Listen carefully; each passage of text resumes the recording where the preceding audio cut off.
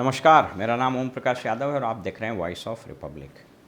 आज हम लोग हाजीपुर पार्लियामेंट्री कॉन्स्टिट्यूंसी का रिव्यू, इसकी समीक्षा करेंगे, क्योंकि हाजीपुर एक ऐसा कॉन्स्टिट्यूंसी है जिसने बिहार की राजनीति से एक ऐसे व्यक्ति को जन्म दिया जो राज्य स्तर होते हुए देश और अंतर्राष्ट्रीय स्तर पर एक दलित नेता की बड़ी छवि बनाई, और उनका नाम रामविलास पासवान है। अब वो दिवंगत हो चुके हैं, वो इस दुनिया में नहीं हैं। उन्हीं के पुत्र यहाँ चुनाव लड़ रहे हैं, चिराग पासवान। थोड़ा सा इस कॉन्स्टिट्यूंसी के बारे में जान लेते हैं।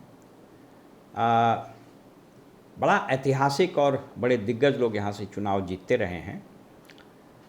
1957 से लेकर अभी तक कुछ महत्वपूर्ण नाम मैं बता दूं तो 77 में जिस समय लालू यादव जी जीते थे छपरा से, उसी साल रामविलास पासवान भी जीते थे जनता पार्टी से।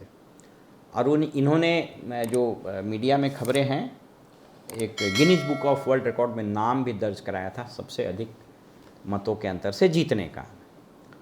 80 में फिर जनता पार्टी सेकुलर वो विभाजन हुआ, उसके बाद वहाँ से जीते। 89, 91, 96, 89 में फिर ये जीते। 91 में रामसुंदर दास ने इनको हरा दिया था। रामसुंदर दास जनता दल के बड़े दलित चेहरे थे, कुछ दिन के लिए मुख्यमंत्री भी बने, वो भी दिवंगत हो चुके हैं। लेकिन उसके बाद से 96, 98, 99 और 2004 लगातार फिर से एमपी रहे रामविलास पासवान। और एक बार 2009 में फिर ये रामसुंदर दास से शिकस्त खाए जनता दल यूनाइटेड के टिकट से। और उसके बाद आपको पता है कि इन्होंने अपनी एक पार्टी बना ली, लोक जनशक्ति पार्टी। तो 2014 में इन्होंने जीत हासिल की। इसके बाद 19 में इनके भाई पशुपति कुमार पारस यहाँ चुनाव लड़े, क्योंकि रामविलास पासवान जी की मृत्यु हो गई। पशुपति पारस, इनफैक्ट रामविलास जी के 3 भाई थे, रामविलास जी, रामचंद्र पासवान और पशुपति पारस। तो रामचंद्र पासवान भी गुजर गए। तो इस तरह से ये स्थिति थी। लेकिन 2024 के चुनाव के पहले पशुपति पारस लोक जनशक्ति पार्टी के सभी एमपी सिवाय चिराग जी को छोड़ करके वह अलग हो गए नीतीश जी के कहने पर। फिर ये मंत्री भी बने, लेकिन बाद में जब एनडीए से, जदयू से फिर गठबंधन हो गया बीजेपी का, तो बड़ी अजीब स्थिति हो गई। इनको टिकट नहीं मिला, बड़े बेइज्जत हो गए। और अंततोगत्वा ये मिनिस्ट्री से इन्होंने, मंत्रिमंडल से त्यागपत्र भी दे दिया। ये अड़े रहे कि हम चुनाव लड़ेंगे हाजीपुर से ही, लेकिन बीजेपी ने इनकी एक नहीं सुनी और यह सीट लोक जनशक्ति पार्टी रामविलास यानी चिराग पासवान को इन्होंने दे दी। तो अभी चिराग पासवान यहाँ से चुनाव लड़ रहे हैं। इस कॉन्स्टिट्यूंसी के कुछ स्टैटिस्टिक्स में अगर आपको दिलचस्पी हो तो यहाँ पर 6 कॉन्स्टिट्यूंसी है विधानसभा का, और ये 6 हाजीपुर में ही पड़ता है। पहला हाजीपुर अवधेश सिंह बीजेपी, लालगंज संजय कुमार सिंह बीजेपी, महुआ मुकेश कुमार रोशन ये आरजेडी के हैं। यहीं से पहले तेज प्रताप जी चुनाव जीते थे, इस बार छोड़ दिया उन्होंने।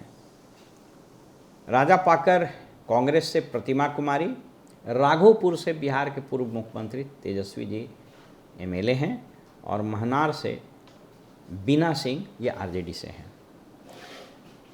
यह क्षेत्र परंपरागत रूप से, जहाँ तक विधानसभा का सवाल है, परंपरागत रूप से आरजेडी का रहा है। यादवों की अच्छी खासी आबादी भी है। आप यूँ समझें कि यहाँ पर यादव की आबादी इस कॉन्स्टिट्यूंसी में लगभग 20% है। राजपूत की भी ठीक ठाक आबादी है, मुस्लिम की आबादी 7% है, और पासवान की आबादी भी यहाँ बहुत अच्छी है। और इसलिए यहाँ पर लगातार जीतते भी रहे। लगभग 8-8.5% लगभग 9.5 से 10% पासवान की आबादी है। बाकी ओबीसी और बाकी सारी चीज़ें हैं।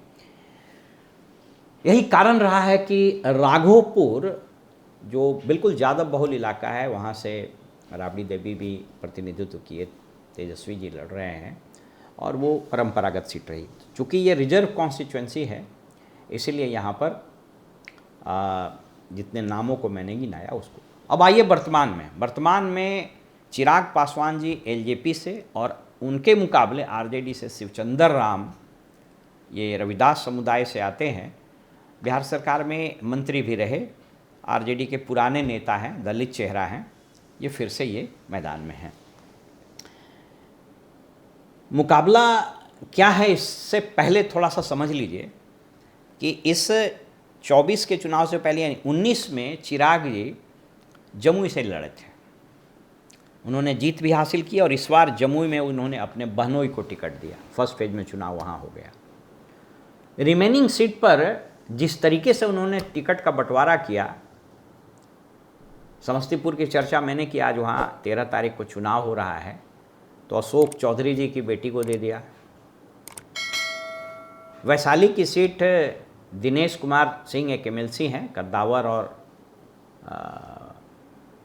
उनकी जो छवि है वो लैंड ज़मीन से जुड़े हुए लोगों की छवि है। कई बार उनका नाम मुजफ्फरपुर में हत्या वगैरह में भी आया है, ज़मीन के ग्रैबिंग वगैरह में भी आया है। बहरहाल उनकी पत्नी को जो पशुपति पारस जी के साथ चिराग पासवान को धोखा दे दिए थे और इन्होंने कसम खाया था किसी धोखेबाज को नहीं देंगे, उनको दे दिया।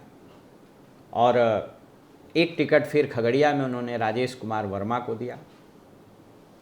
तो इस प्रकार से इनका जो एक नारा था बिहारी फर्स्ट, बिहार फर्स्ट, वह कहीं नज़र नहीं आया। और ये रामविलास पासवान जी के उत्तराधिकारी होने के कारण ये समझ रहे थे कि दलित का एक बहुत बड़ा चेहरा, दलित का एक बहुत बड़ा नेतृत्व मेरे साथ होगा, वो इस 2024 के चुनाव में बिल्कुल धुल गया। इनके समाज, मुझको याद है, मैं जब से मैंने होश संभाला और राजनीति की जब से मेरे को समझ शुरू हुई है, संभवतः 2024 का ये पहला चुनाव होगा जहां पासवान समाज भी 100% चिराग को अपना नेता स्वीकार नहीं करेगा। और ये मैं बड़े कन्विक्शन के साथ आपको बता रहा हूँ। रामविलास पासवान जी के संबंध में अलग अलग धारणाएं हो सकती है, और लालू जी उनका एक नाम भी दिए थे मौसम वैज्ञानिक, क्योंकि लगातार वो मंत्री रहते तो उनको पता चल जाता था किसकी सरकार बनने वाली। लेकिन एक चीज़ था कि पासवान का वोट पर एक तरह से उनका एकाधिकार रहा जब तक वो जीवित रहे। लेकिन चिराग ने अपनी उस धरोहर को लगता है कि खो दिया है। जिस तरीके से टिकट बंटवारे में चीज़ें आई, इनका एक पूरा संगठन ने रिज़ाइन कर दिया इस टिकट बंटवारे के बाद, तो इनका स्टेक पूरा दांव पर लगा है।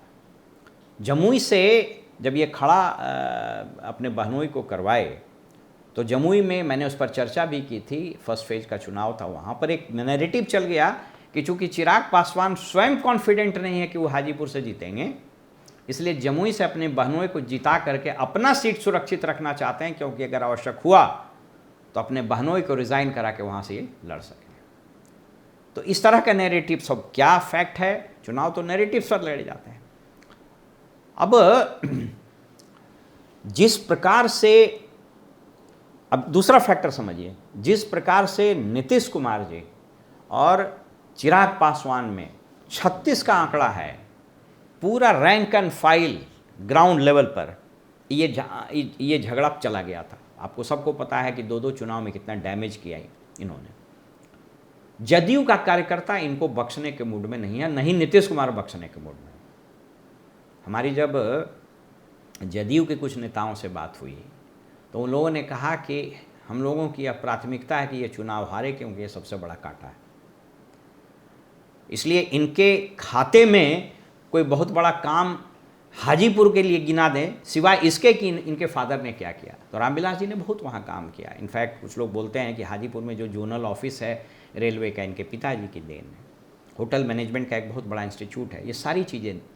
लेकिन इनके पास अभी कुछ कहने को नहीं। और एक और कंट्रोवर्सी हो गई इनके नॉमिनेशन के दिन ही। नॉमिनेशन के बाद इन्होंने बाबा साहब अम्बेडकर की मूर्ति पर पूजा अर्चना की।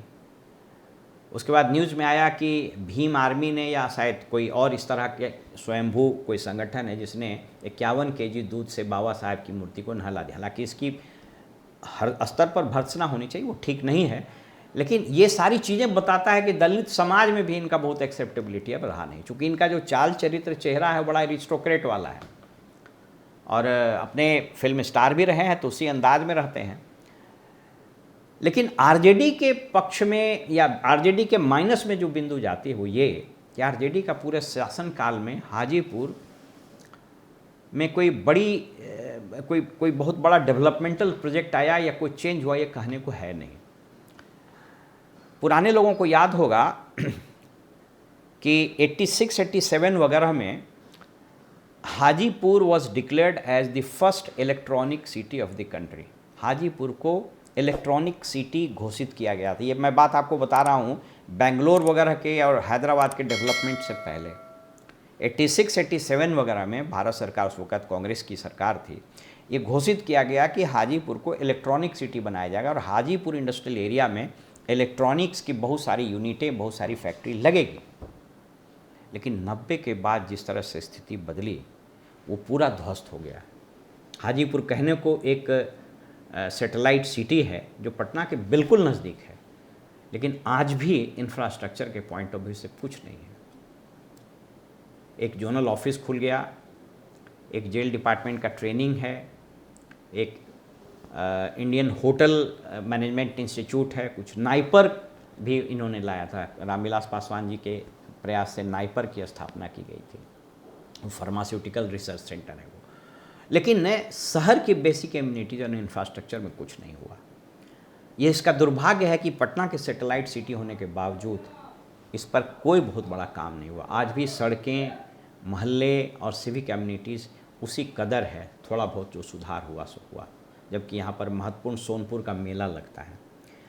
तो शिवचंद्र पासवान के पास चिराग पासवान के एंटी इनकम्बेंसी के कारण वोट अगर मिल जाए तो बात अलग है।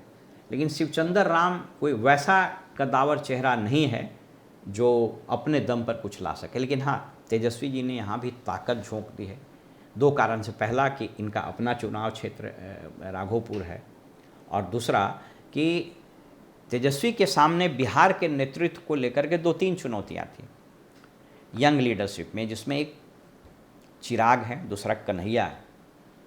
तो इनके लिए यह महत्वपूर्ण है कि चिराग को रास्ते से हटाया जाए, माने पॉलिटिकली रास्ते से हटाया जाए। तो अगर चिराग हारता है, माने चिराग पासवान इस चुनाव में हार जाते हैं, तो एक तरह से उनका एक पॉलिटिकल डिबैकल होगा और फिर उनकी राजनीतिक पृष्ठभूमि या उनका राजनीतिक धारा जो है वो बहुत दूर हद तक खिसक जाएगा। बहरहाल अभी भी चुनाव उसी धर्रे पर लड़ा जा रहा है, लेकिन 13 तारीख को मोदी जी की जो सभा हुई उसमें बहुत अच्छी खासी भीड़ थी, और उन्होंने जो नैरेटिव सेट किया है, हिंदू मुसलमान एज यूजुअल, मुस्लिमों का जो आरक्षण पर लालू जी का बयान है वो बूमरैंग कर सकता है। तीसरा, आरजेडी का कथित रूप से जंगल राज।